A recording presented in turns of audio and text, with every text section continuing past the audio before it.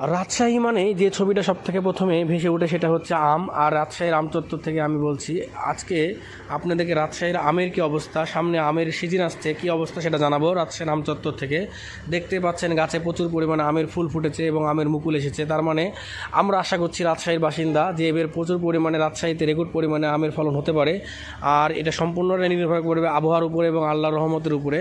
কারণ যে পর্যন্ত এখন পর্যন্ত দেখা যাচ্ছে রাজশাহীর মুকুল, সে পরিমাণে বোঝা যাচ্ছে রাজশাহীতে প্রচুর পরিমাণে আমের ফলন হতে পারে। সবার কাছে দোয়া প্রার্থী যাতে আমের ফলন বেশি পরিমাণে হয়, যাতে সবাইকে আম খাওয়াতে পারে।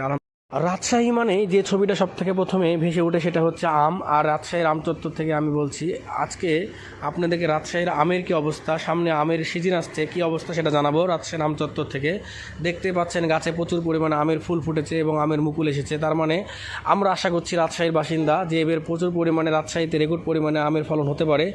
আর এটা সম্পূর্ণটাই নির্ভর করবে আবহাওয়ার উপরে এবং আল্লাহর রহমতের উপরে। কারণ যে পর্যন্ত এখন পর্যন্ত দেখা যাচ্ছে রাজশাহীর মুকুল, সে পরিমাণে বোঝা যাচ্ছে রাজশাহীতে প্রচুর পরিমাণে আমের ফলন হতে পারে। সবার কাছে দোয়া প্রার্থী যাতে আমের ফলন বেশি পরিমাণে হয়, যাতে সবাইকে আম খাওয়াতে পারে।